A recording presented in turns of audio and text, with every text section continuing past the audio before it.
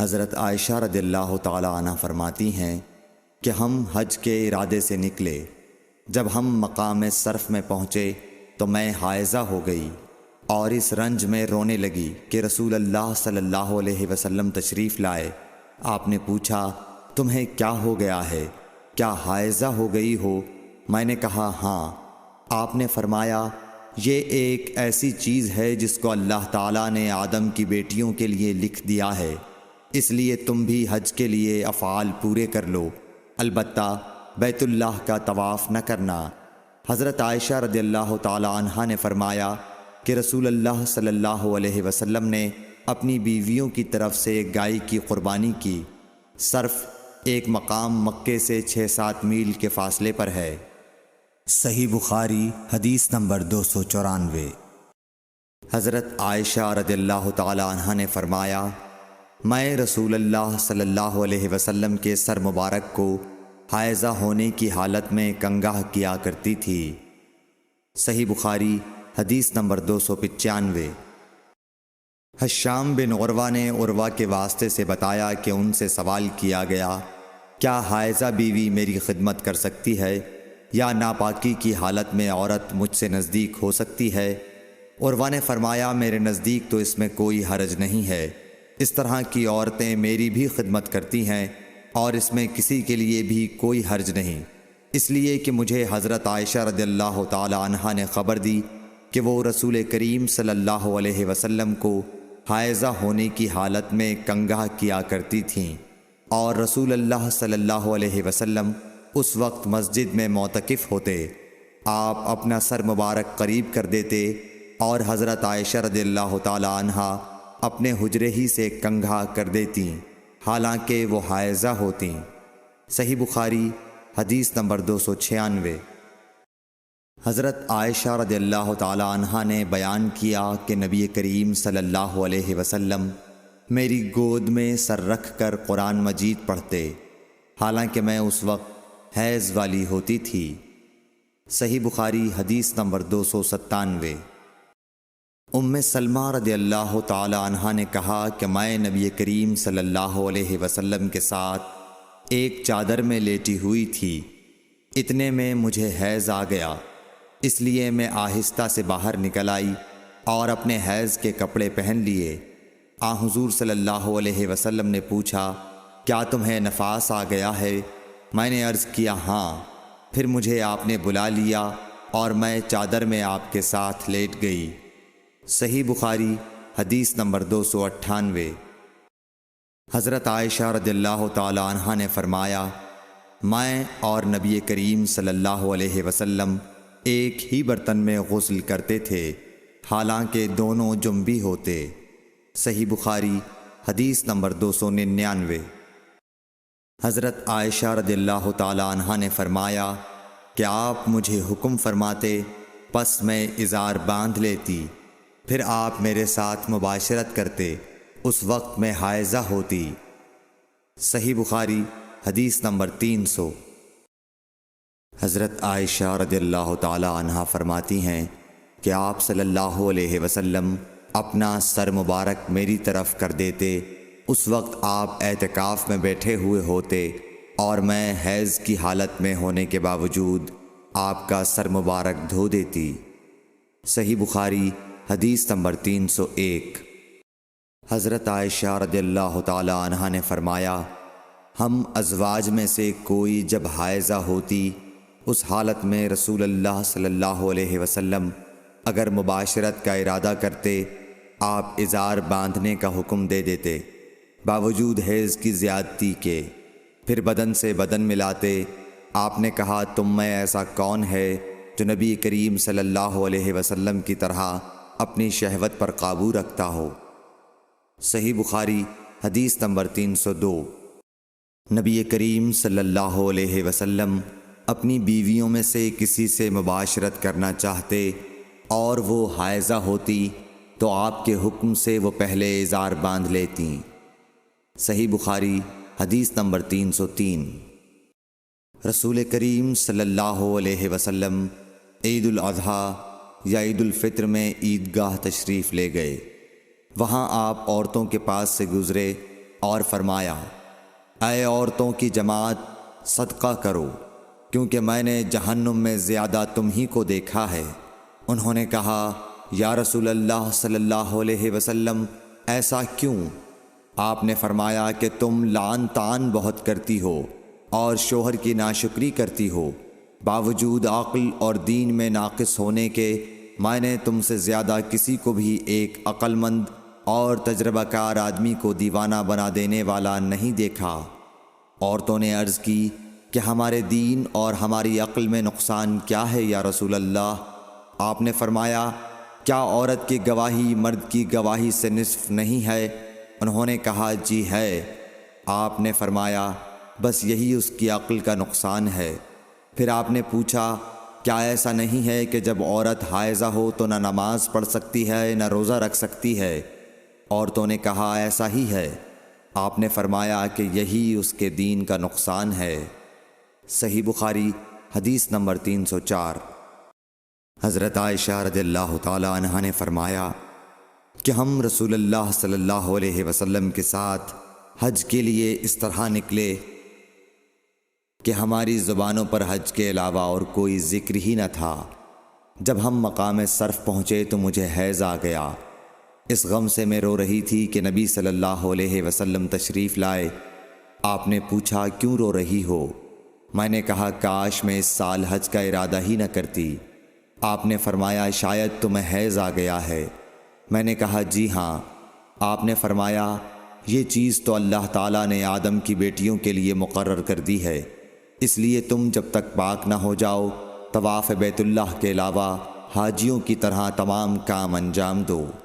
صحیح بخاری حدیث نمبر 305۔ فاطمہ ابی حبیش کی بیٹی نے رسول کریم صلی اللہ علیہ وسلم سے کہا کہ یا رسول اللہ صلی اللہ علیہ وسلم، میں تو پاک ہی نہیں ہوتی، تو کیا میں نماز بالکل چھوڑ دوں؟ حضور صلی اللہ علیہ وسلم نے فرمایا کہ یہ رگ کا خون ہے، حیض نہیں، اس لیے جب حیض کے دن جن میں کبھی پہلے تمہیں عادتاً حیض آیا کرتا تھا آئیں تو نماز چھوڑ دے، اور جب اندازے کے مطابق وہ دن گزر جائیں تو خون دھو ڈال اور نماز پڑھ۔ صحیح بخاری حدیث نمبر 306۔ ایک عورت نے رسول کریم صلی اللہ علیہ وسلم سے سوال کیا۔ اس نے پوچھا کہ یا رسول اللہ، آپ ایک ایسی عورت کے متعلق کیا فرماتے ہیں جس کے کپڑے پر حیض کا خون لگ گیا ہو؟ تو رسول اللہ صلی اللہ علیہ وسلم نے فرمایا کہ اگر کسی عورت کے کپڑے پر حیض کا خون لگ جائے تو چاہیے کہ اسے رگڑ ڈالے، اس کے بعد اسے پانی سے دھوئے، پھر اس کپڑے میں نماز پڑھ لے۔ صحیح بخاری حدیث نمبر 307۔ حضرت عائشہ رضی اللہ تعالی عنہا نے فرمایا کہ ہمیں حیض آتا تو کپڑے کو پاک کرتے وقت ہم خون کو مل دیتے، پھر اس جگہ کو دھو لیتی اور تمام کپڑے پر پانی بہا دیتی اور اسے پہن کر نماز پڑھتی۔ صحیح بخاری حدیث نمبر 308۔ نبی کریم صلی اللہ علیہ وسلم کے ساتھ آپ کی بعض ازواج نے اعتکاف کیا، حالانکہ وہ مستحاضہ تھیں اور انہیں خون آتا تھا، اس لیے خون کی وجہ سے تشت اکثر اپنے نیچے رکھ لیتی۔ اور اکرمہ نے کہا کہ عائشہ رضی اللہ تعالی عنہا نے قسم کا پانی دیکھا تو فرمایا، یہ تو ایسا ہی معلوم ہوتا ہے جیسے فلاں صاحبہ کو استحاضہ کا خون آتا تھا۔ صحیح بخاری حدیث نمبر 309۔ حضرت عائشہ رضی اللہ تعالی عنہا نے فرمایا کہ رسول اللہ صلی اللہ علیہ وسلم کے ساتھ آپ کی ازواج میں سے ایک نے اعتکاف کیا، وہ خون اور زردی نکلتے دیکھتیں، تشت ان کے نیچے ہوتا اور نماز ادا کرتی تھیں۔ صحیح بخاری حدیث نمبر 310۔ حضرت عائشہ رضی اللہ تعالی عنہا نے فرمایا کہ بعض امہات المومنین نے اعتکاف کیا حالانکہ وہ مستحاضہ تھیں۔ صحیح بخاری حدیث نمبر 311۔ عبداللہ بن ابی نجیح نے مجاہد سے کہا کہ حضرت عائشہ رضی اللہ تعالی عنہا نے فرمایا کہ ہمارے پاس صرف ایک کپڑا ہوتا تھا جسے ہم حیض کے وقت پہنتی تھیں، جب اس میں خون لگ جاتا تو اس پر تھوک ڈال لیتی اور پھر اسے ناخنوں سے مسل دیتیں۔ صحیح بخاری حدیث نمبر 312۔ ہم سے عبداللہ بن عبد الوہاب نے بیان کیا، انہوں نے کہا ہم سے حماد بن زیب نے ایوب سختیانی سے، انہوں نے حفصہ سے، وہ ام عطیہ سے۔ آپ نے فرمایا کہ ہمیں کسی میت پر 3 دن سے زیادہ سوگ کرنے سے منع کیا جاتا تھا، لیکن شوہر کی موت پر 4 مہینے 10 دن کے سوگ کا حکم تھا۔ ان دنوں میں ہم نہ سرما لگاتی، نہ خوشبو، اور عصب یمن کی بنی ہوئی ایک چادر جو رنگین بھی ہوتی تھی کے علاوہ کوئی رنگین کپڑا ہم استعمال نہیں کرتی تھیں، اور ہمیں عدت کے دنوں میں حیض کے غسل کے بعد کست اظفار استعمال کرنے کی اجازت تھی، اور ہمیں جنازے کے پیچھے چلنے سے منع کیا جاتا تھا۔ اس حدیث کو حشام بن حسان نے حفصہ سے، انہوں نے ام عطیہ سے، انہوں نے نبی کریم صلی اللہ علیہ وسلم سے روایت کیا ہے۔ صحیح بخاری حدیث نمبر 313۔ حضرت عائشہ رضی اللہ تعالی عنہا نے فرمایا کہ ایک انصاریہ عورت نے رسول اللہ صلی اللہ علیہ وسلم سے پوچھا کہ میں حیض کا غسل کیسے کروں؟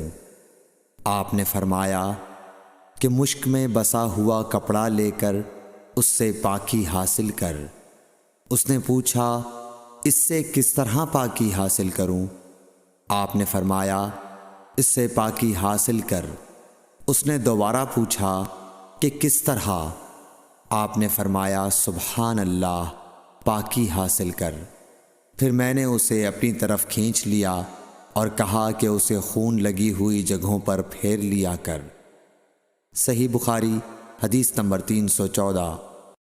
حضرت عائشہ رضی اللہ تعالی عنہا نے بیان کیا کہ انصاریہ عورت نے رسول اللہ صلی اللہ علیہ وسلم سے پوچھا کہ میں حیض کا غسل کیسے کروں؟ آپ نے فرمایا کہ ایک مشک میں بسا ہوا کپڑا لے اور پاکی حاصل کر۔ یہ آپ نے 3 دفعہ فرمایا۔ پھر حضور صلی اللہ علیہ وسلم شرمائے اور آپ نے اپنا چہرہ مبارک پھیر لیا یا فرمایا کہ اس سے پاکی حاصل کر۔ پھر میں نے انہیں پکڑ کر کھینچ لیا اور نبی کریم صلی اللہ علیہ وسلم جو بات کہنا چاہتے تھے وہ میں نے اسے سمجھائی۔ صحیح بخاری حدیث نمبر 315۔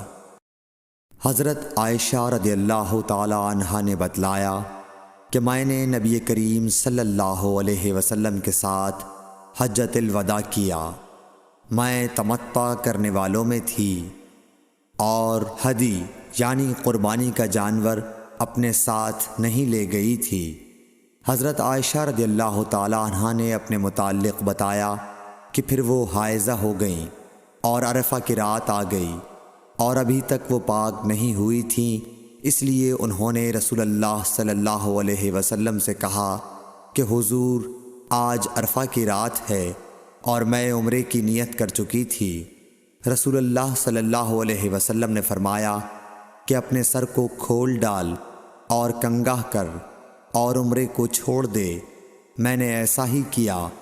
پھر میں نے حج پورا کر لیا اور لیلۃ الحصبہ میں عبد الرحمن بن ابو بکر کو حضور صلی اللہ علیہ وسلم نے حکم دیا وہ مجھے اس عمرے کے بدلے میں جس کی نیت میں نے کی تھی تنعیم سے دوسرا عمرہ کرا لائے۔ صحیح بخاری حدیث نمبر 316۔ حضرت عائشہ رضی اللہ تعالی عنہا نے فرمایا ہم ذی الحجہ کا چاند دیکھتے ہی نکلے۔ رسول کریم صلی اللہ علیہ وسلم نے فرمایا کہ جس کا دل چاہے تو اسے عمرے کا احرام باندھ لینا چاہیے، کیونکہ اگر میں ہدی ساتھ نہ لاتا تو میں بھی عمرے کا احرام باندھتا۔ اس پر بعض صحابہ نے عمرے کا احرام باندھا اور بعض نے حج کا۔ میں بھی ان لوگوں میں سے تھی جنہوں نے عمرے کا احرام باندھا تھا، مگر عرفہ کا دن آ گیا اور میں حیض کی حالت میں تھی۔ میں نے نبی کریم صلی اللہ علیہ وسلم سے اس کے متعلق شکایت کی تو آپ نے فرمایا کہ عمرہ چھوڑ اور اپنا سر کھول اور کنگھا کر۔ اور حج کا احرام باندھ لے۔ میں نے ایسا ہی کیا، یہاں تک کہ جب حسبہ کی رات آئی تو رسول اللہ صلی اللہ علیہ وسلم نے میرے ساتھ میرے بھائی عبد الرحمن بن ابی بکر کو بھیجا۔ میں تنعیم گئی اور وہاں سے اپنے عمرے کے بدلے دوسرے عمرے کا احرام باندھا۔ حشام نے کہا کہ ان میں سے کسی بات کی وجہ سے بھی نہ ہدی واجب ہوئی اور نہ روزہ اور نہ صدقہ۔ تنعیم حد حرم سے قریب 3 میل دور ایک مقام کا نام ہے۔ صحیح بخاری حدیث نمبر 317۔ حضرت انس بن مالک رضی اللہ تعالیٰ عنہ سے روایت ہے، نبی کریم صلی اللہ علیہ وسلم نے فرمایا کہ رحم مادر میں اللہ تعالیٰ نے ایک فرشتہ مقرر کیا ہے، وہ کہتا ہے اے رب اب یہ نطفہ ہے، اے رب اب یہ علقہ ہو گیا ہے، اے رب اب یہ مضغہ ہو گیا ہے۔ پھر جب خدا چاہتا ہے کہ اس کی خلقت پوری کرے تو کہتا ہے کہ مذکر یا مؤنث، بدبخت یا نیک بخت، روزی کتنی مقدر ہے اور عمر کتنی۔ پس ماں کے پیٹ ہی میں یہ تمام باتیں فرشتہ لکھ دیتا ہے۔ صحیح بخاری حدیث نمبر 318۔ حضرت عائشہ رضی اللہ تعالی عنہا فرماتی ہیں کہ ہم نبی کریم صلی اللہ علیہ وسلم کے ساتھ حجۃ الوداع کے سفر میں نکلے۔ ہم میں سے بعض نے عمرے کا احرام باندھا اور بعض نے حج کا۔ پھر ہم مکہ آئے اور حضرت صلی اللہ علیہ وسلم نے فرمایا کہ جس نے عمرے کا احرام باندھا ہو اور ہدی ساتھ نہ لایا ہو تو وہ حلال ہو جائے، اور جس نے عمرے کا احرام باندھا ہو اور وہ ہدی بھی ساتھ لایا ہو تو وہ ہدی کی قربانی سے پہلے حلال نہ ہوگا، اور جس نے حج کا احرام باندھا ہو تو اسے حج پورا کرنا چاہیے۔ عائشہ نے کہا کہ میں حائضہ ہو گئی اور عرفہ کا دن آ گیا، میں نے صرف عمرے کا احرام باندھا تھا، مجھے نبی کریم صلی اللہ علیہ وسلم نے حکم دیا کہ میں اپنا سر کھول لوں، کنگھا کر لوں اور حج کا احرام باندھ لوں اور عمرہ چھوڑ دوں۔ میں نے ایسا ہی کیا اور اپنا حج پورا کر لیا۔ پھر میرے ساتھ حضرت صلی اللہ علیہ وسلم نے عبد الرحمن بن ابی بکر کو بھیجا اور مجھ سے فرمایا کہ میں اپنے چھوٹے ہوئے عمرے کے عوض تنعیم سے دوسرا عمرہ کر لوں۔ صحیح بخاری حدیث نمبر 319۔ عبداللہ بن محمد مسندی نے بیان کیا، کہا ہم سے سفیان بن عینیہ نے حشام بن عروہ سے، وہ اپنے باپ سے، وہ حضرت عائشہ رضی اللہ تعالی عنہا سے کہ فاطمہ بنت ابی حبیش کو استحاضہ کا خون آیا کرتا تھا، تو انہوں نے نبی کریم صلی اللہ علیہ وسلم سے اس کے متعلق پوچھا۔ آپ نے فرمایا کہ یہ رگ کا خون ہے اور حیض نہیں ہے، اس لیے جب حیض کے دن آئیں تو نماز چھوڑ دیا کر، اور جب حیض کے دن گزر جائیں تو غسل کر کے نماز پڑھ لیا کر۔ صحیح بخاری حدیث نمبر 320۔ معاذہ بنت عبداللہ نے کہا کہ ایک عورت نے عائشہ رضی اللہ تعالی عنہا سے پوچھا کہ جس زمانے میں ہم پاک رہتے ہیں حیض سے، کیا ہمارے لیے اسی زمانے کی نماز کافی ہے؟ اس پر عائشہ رضی اللہ تعالی عنہا نے فرمایا کہ کیا تم حروریہ ہو؟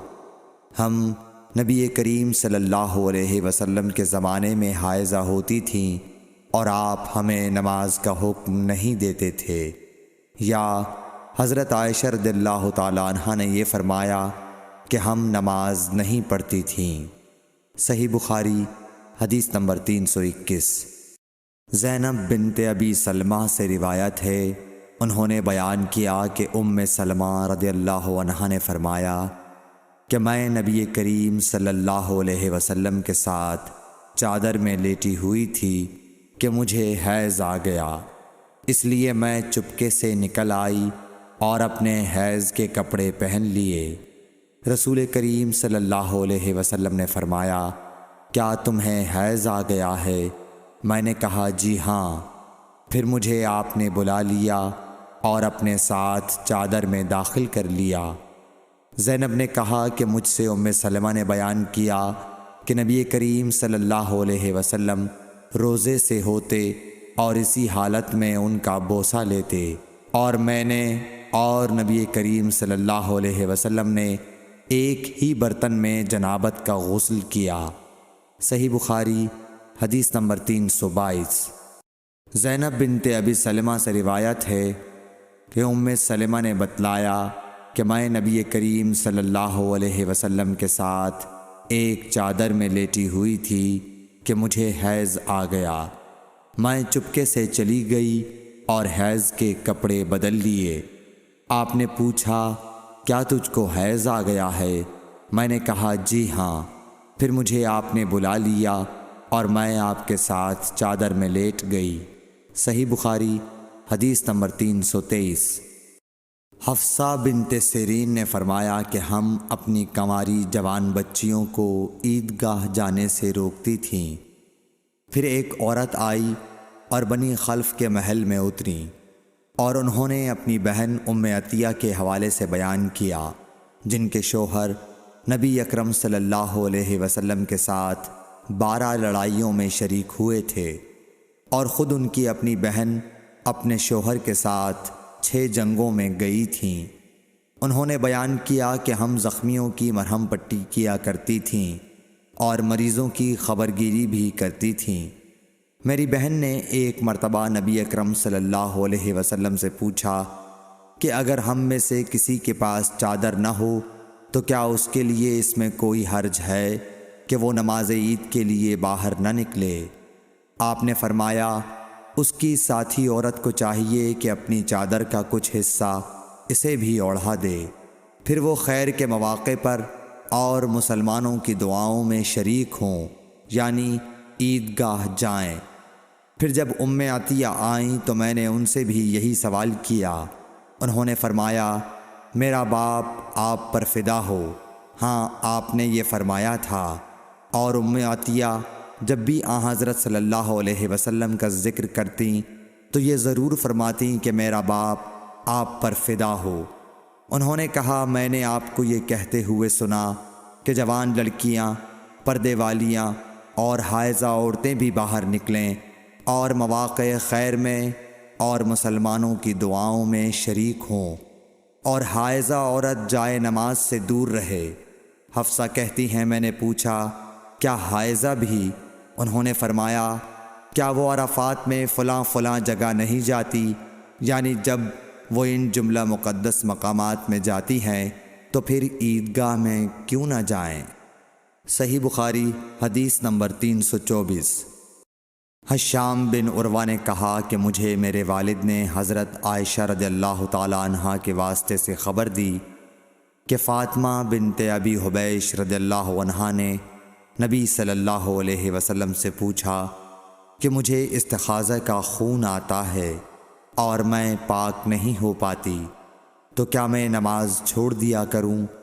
آپ صلی اللہ علیہ وسلم نے فرمایا نہیں، یہ تو ایک رگ کا خون ہے، ہاں اتنے دنوں میں نماز ضرور چھوڑ دیا کرو کہ جن میں اس بیماری سے پہلے تمہیں حیض آیا کرتا تھا، پھر غسل کر کے نماز پڑھا کر۔ صحیح بخاری حدیث نمبر 325۔ محمد بن سیرین نے بیان کیا وہ ام عطیہ سے آپ نے فرمایا کہ ہم زرد اور مٹیالے رنگ کو کوئی اہمیت نہیں دیتی تھیں۔ صحیح بخاری حدیث نمبر 326۔ حضرت عائشہ رضی اللہ تعالی عنہا سے جو آن حضرت صلی اللہ علیہ وسلم کی بیوی ہیں روایت ہے کہ ام حبیبہ 7 سال تک مستحاضہ رہیں۔ انہوں نے نبی کریم صلی اللہ علیہ وسلم سے اس کے بارے میں پوچھا تو آپ صلی اللہ علیہ وسلم نے انہیں غسل کرنے کا حکم دیا اور فرمایا کہ یہ رگ کی وجہ سے بیماری ہے، پس ام حبیبہ ہر نماز کے لیے غسل کرتی تھیں۔ صحیح بخاری حدیث نمبر 327۔ حضرت عائشہ رضی اللہ تعالی عنہا سے روایت ہے کہ انہوں نے رسول کریم صلی اللہ علیہ وسلم سے کہا کہ حضور صفیہ بنت حی کو حج میں حیض آ گیا۔ رسول اللہ صلی اللہ علیہ وسلم نے فرمایا، شاید کہ وہ ہمیں روکیں گی، کیا انہوں نے تمہارے ساتھ طواف زیارت نہیں کیا؟ عورتوں نے جواب دیا کہ کر لیا ہے۔ آپ نے اس پر فرمایا کہ پھر نکلو۔ صحیح بخاری حدیث نمبر 328۔ حضرت عائشہ رضی اللہ تعالی عنہا فرماتی ہیں کہ نبی کریم صلی اللہ علیہ وسلم نے فرمایا کہ جب حیض کا زمانہ آئے تو نماز چھوڑ دے، اور جب یہ زمانہ گزر جائے تو خون کو دھو اور نماز پڑھ۔ صحیح بخاری حدیث نمبر 331۔ سمرہ بنت جندب سے روایت ہے کہ ایک عورت ام کعب زچگی میں مر گئی تو آن حضور صلی اللہ علیہ وسلم نے ان کی نماز جنازہ پڑھی۔ اس وقت آپ ان کے جسم کے وسط میں کھڑے ہوئے۔ صحیح بخاری حدیث نمبر 332۔ عبداللہ بن شداد نے کہا کہ میں نے اپنی خالہ میمونہ رضی اللہ تعالی عنہا سے، جو نبی کریم صلی اللہ علیہ وسلم کی زوجہ مطہرہ تھیں، سنا کہ میں حائضہ ہوتی تو نماز نہیں پڑھتی تھی، اور یہ کہ آپ رسول اللہ صلی اللہ علیہ وسلم کے گھر میں نماز پڑھنے کی جگہ کے قریب لیٹی ہوتی تھیں، اور یہ کہ آپ رسول اللہ صلی اللہ علیہ وسلم کے گھر میں نماز پڑھنے کی جگہ کے قریب لیٹی ہوتی تھیں۔ آپ نماز اپنی چٹائی پر پڑھتے، جب آپ سجدہ کرتے تو آپ کے کپڑے کا کوئی حصہ مجھ سے لگ جاتا تھا۔ صحیح بخاری حدیث نمبر 333۔